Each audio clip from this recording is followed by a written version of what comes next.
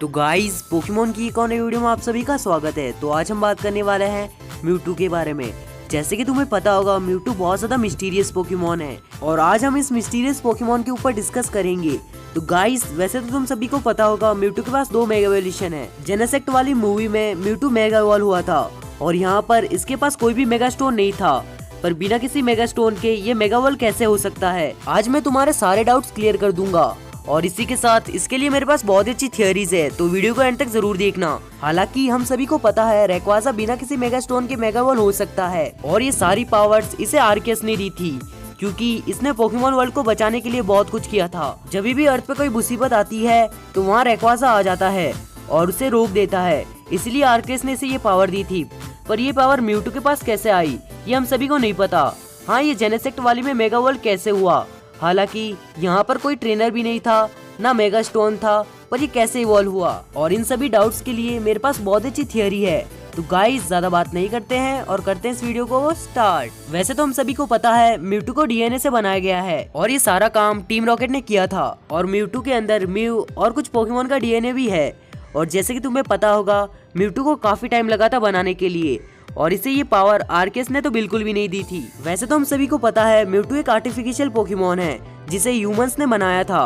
तो guys video में बने रहने के लिए इस वीडियो को लाइक कर देना और अपने फ्रेंड्स के साथ शेयर कर देना, और अगर चैनल पे न्यू हो तो सब्सक्राइब कर लेना और उस बेल आइकन को दबाना मत भूलना, जिससे आपको नोटिफिकेशन मिलते हैं। और वैसे भी हमारे बहुत ही जल्दी 10K होने वाले हैं, तो सब्सक्राइब कर लेना। तो गाइस जैसे कि तुम सभी को पता होगा म्यूटू को आर्टिफिशियल पोकेमोन कहा जाता है और जहाँ तक कि मुझे पता है ये सबसे ज्यादा स्ट्रॉन्गेस्ट पोकेमोन है और इस पोकेमोन में काफी ज्यादा पोकेमोन्स के डीएनए मिक्स किए गए थे और ये सब काम किया था मिस्टर फूजी ने। पर यहाँ पर बात आती है कि म्यूटू बिना मेगा स्टोन के कैसे इवॉल्व हुआ। जैसे कि तुम सभी को पता होगा म्यूटू को बनाने में काफी टाइम लगा था। जैसे वो धीरे धीरे बड़ा हो रहा था उसने मिस्टर फूजी को देखा और उनकी सारी रिसर्च को उसने अच्छे से देख लिया था और काफी हद तक इसका दिमाग इंसानों जैसा था और म्यूटू बहुत ज्यादा इंटेलिजेंट था। तो जैसे कि हमने मूवी में भी देखा था इसने ऐश से बात की और इसने कुछ डुप्लीकेट पोकेमोन को भी क्रिएट किया था जो कि दूसरे पोकेमोन के क्लोन थे। और यहीं पर हमें एक पोकेबॉल देखने के लिए मिली थी जिसका नाम था क्लोन पोकेबॉल और इस पोकेबॉल को क्रिएट किया था म्यूटू ने दूसरे पोकेमोन को पकड़ने के लिए और ये काफी ज्यादा पावरफुल पोकेबॉल थी। अब तुम समझ रहे हो मैं क्या कहना चाहता हूँ। जब म्यूटू एक पोकेबॉल बना सकता है और डुप्लीकेट पोकेमोन के क्लोन पोकेमोन बना सकता है और इसको इतनी सारी रिसर्च पता है, तो ये अपने लिए एक मेगास्टोन क्यों नहीं बना सकता। और जब मिस्टर फूजी मेगास्टोन बना रहे थे और उन्होंने जब इस पे रिसर्च की तो म्यूटू ने वो सारी रिसर्च देख ली और इसे मेगास्टोन के बारे में सारी डिटेल्स पता चल गई और इसी तरह से इसने अपने लिए भी एक मेगास्टोन बना लिया जिससे ये मेगा इवॉल्व हो गया। और म्यूटू को पता था उसकी पावर की कोई भी लिमिट नहीं है, इसलिए इसने अपनी पावर को बढ़ाने के लिए अपने लिए एक मेगास्टोन बना लिया। और जैसे कि तुम्हें पता होगा जब चारिज़ार का ब्लड इसमें मिक्स किया गया था तभी म्यूटू ने मिस्टर फूजी की सारी रिसर्च को देख लिया। इसकी मदद से ये अब मेगा इवॉल्व हो सकता है और जैसे कि हमें मूवी में ये देखने के लिए मिला मेगा म्यूटू वाई।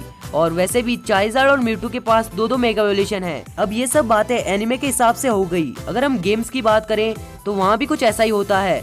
अगर तुम पोकेमोन XY खेलते हो और वहाँ हमें म्यूटू मिलता है तो जैसे ही हम उसे पकड़ते हैं उसका मेगास्टोन हमारे पास ऑटोमेटिक आ जाता है।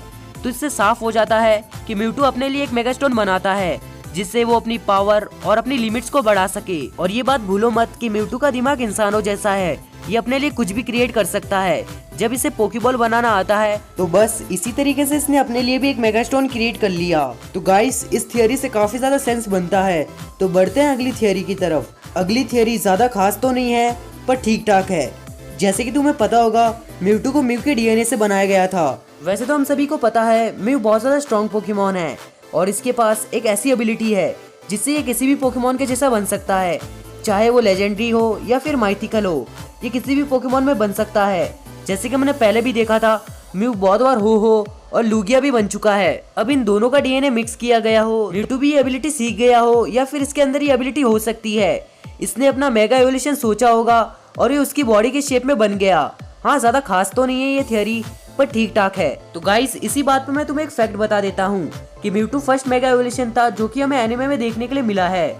अब प्रोफेसर फूजी ने इसे क्रिएट किया हो। तो गाइस अब मेरी बात ध्यान से सुनना। जैसे कि हम सभी को पता है मिस्टर फूजी जिसने मेगा चारिज़ार्ड X के लिए एक स्टोन बनाया था और जब इसने म्यूटू को देखा तो इसे लगा होगा कि इसके लिए भी एक मेगास्टोन होना चाहिए और इसने सीक्रेटली मतलब इसने किसी को भी नहीं बताया और म्यूटू के लिए भी एक मेगास्टोन बना दिया और उसे बताया कि ये मेगास्टोन मैंने कैसे बनाया। और ये सब म्यूटू सीख गया था और ये मेगास्टोन म्यूटू के पास था और जब भी इसे इसकी जरूरत होती है और ये मेगास्टोन से मेगावल हो जाता है। और ऐसा कुछ हमें जेनेसेक्ट वाली मूवी में देखने के लिए मिल चुका है।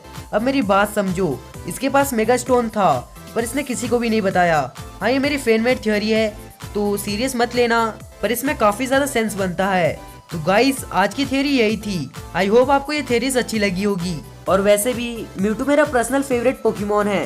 तो गाइस, जैसे कि तुम सभी को पता होगा, वैसे तो हम सभी को मेगा एवोल्यूशन करने के लिए मेगा स्टोन, की स्टोन और एक अच्छे बॉन्ड की जरूरत होती है, पर म्यूटू के पास इनमें से कुछ भी नहीं था। अब ये सारा थैंक्स हमें टीम रॉकेट को देना चाहिए। जहाँ तक कि मुझे पता है, टीम रॉकेट बहुत ज्यादा पोकेमॉन पे एक्सपेरिमेंट करती है और इसी वजह से हमें बहुत अच्छे पोकेमॉन देखने के लिए मिलते हैं। तो गाइस, अभी तक मुझे इंस्टाग्राम पे फॉलो नहीं किया है तो वहाँ फॉलो कर दो।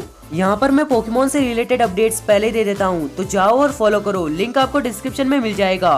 और अगर वीडियो अच्छी लगी हो तो इसे लाइक कर देना और अपने फ्रेंड्स के साथ शेयर कर देना। तो गाइस, चैनल पे न्यू हो तो सब्सक्राइब कर लेना और उस बेल आइकन को दबाना मत भूलना, जिससे आपको नोटिफिकेशन मिलते हैं। तो गाइस, आई होप आज की थ्योरी आपको अच्छी लगी होगी।